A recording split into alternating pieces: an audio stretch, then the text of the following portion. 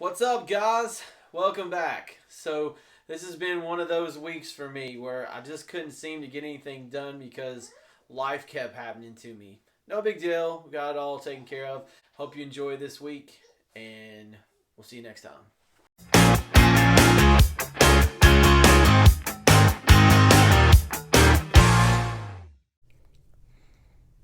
All right, guys. So we're gonna take a look at how I've got this chest laid out. This chest on chest, excuse me. So our dimensions are it's going to be about 86 and some change tall. The width's going to be 45, and I'm going to try to get it 22.5 inch deep. However, with saying all that, you got to remember that sometimes we're at the mercy of our lumber. Now, I've got a lot of good wood, flame birch from Bob Close.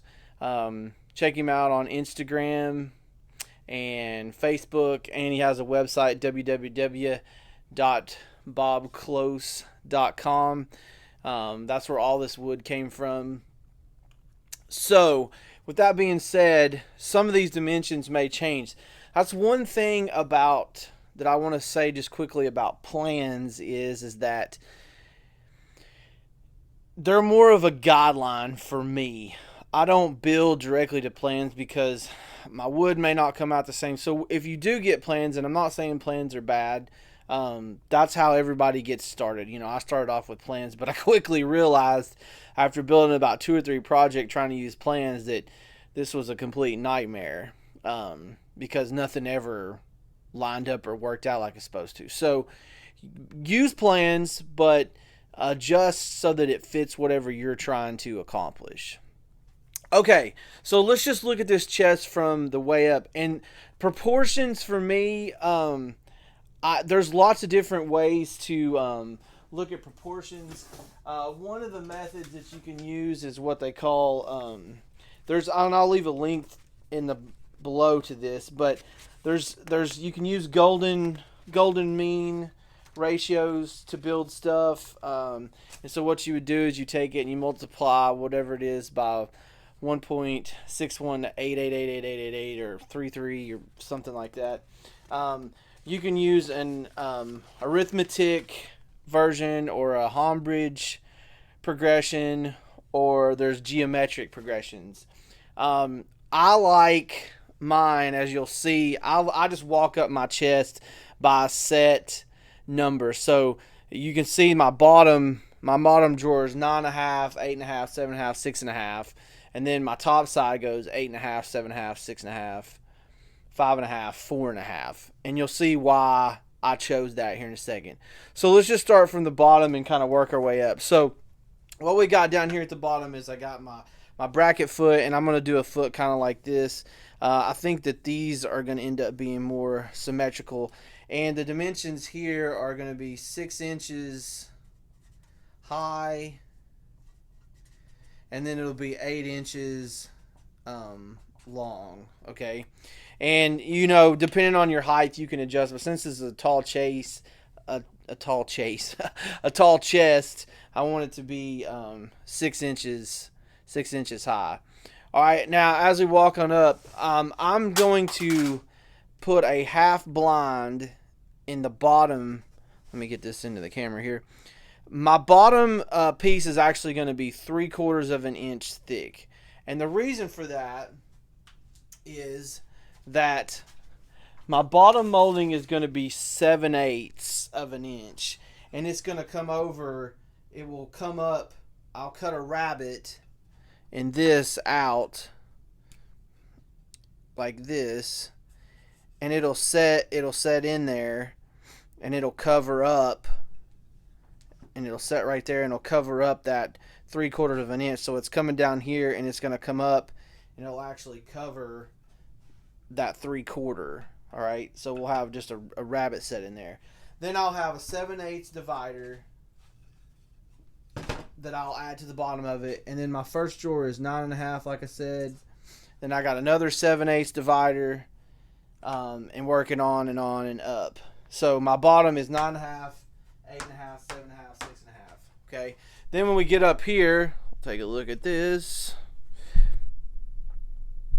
So my top is going to be half blind, no, through dovetails. And what'll happen is this piece will cover and come down slightly about 1/8 of an inch to cover the line that this 7/8 reveal comes in. So it'll actually end up being a 3/4 inch reveal there, but that's fine. So it'll be like that. And then on this piece here, this will be half blind here at the I keep saying half blind, through dovetailed here at the bottom, and then this will cover my through dovetails down here. Sorry, my microphone just fell off. This will cover my dovetails here going this direction. This will cover it here. And then when we move on up, so it'll look like this.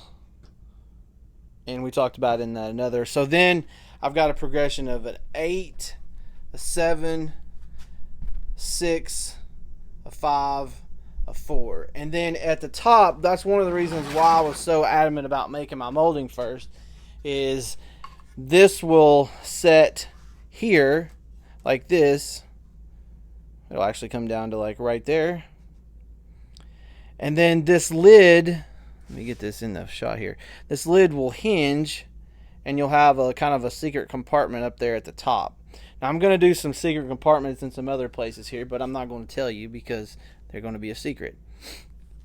Now, why did I end up with 4.5 on the top in this progression? Well, one of the reasons is I'm going to be using these pierced pulls from Horton Brass, and if I went to a 3.5 inch drawer, I just didn't feel like there was enough, because originally I had 7, 8, 6, 5 for 3 at the top, but I kicked that back. And normally on a chest on chest like this, when you're laying stuff out and you're looking at pieces and stuff, normally they do odd numbers. So you'd have like 3 drawers at the bottom, and then you'd have 5 drawers at the top.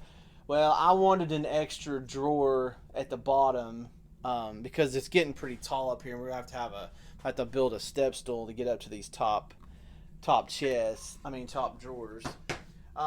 So anyway, that's the reason I did that. So this will work out, and I'm gonna see if they will, because I'm gonna have a lock on every drawer, which probably seems crazy, but the reason I do that, it's a very period thing to do on a high-end dresser, and I want to because it's cool. So how about that? And so I'm using these LK4s from Horton Brass. They're a double lock. And one of the things is on these top drawers, I'm going to see if I can't get them to punch a keyhole and 2 holes on this. I don't know if they can, the way their presses and stuff are set up. If not, I'll take a drill bit on these at the top of them, and I'll actually drill this out right here so that I can have a lock on these top drawers. I gotta talk to them tomorrow about that. So that's the layout on that. Now we're going to take a look at the quarter column setup. And the reason why this thing is going to be so wide, normally I would only do a 40-inch wide dresser, but we're going to go a little bit wider to account for that so that I got room to put my clothes. All right, let's take a look at this quarter column situation. You're going to have 1.25 inches coming out this way and 1.25 inches coming out this way. And then our capitals would go in here like so. And then you'll have one, at the top as well. And these pieces aren't necessarily the right thicknesses because I just used it as an example. And then I'm going to be doing a fluted quarter column with stops in it, and I'll show y'all how to do that. It's really not very difficult. It's kind of a little interesting figuring it out, but I had a friend of mine that is a friend of Charles Neal, William Wayland. We call him Bill, but his actual name's William Wayland, and he's on Facebook. And check out, he built a Townsend clock, and he came up with this method to do this. Incredibly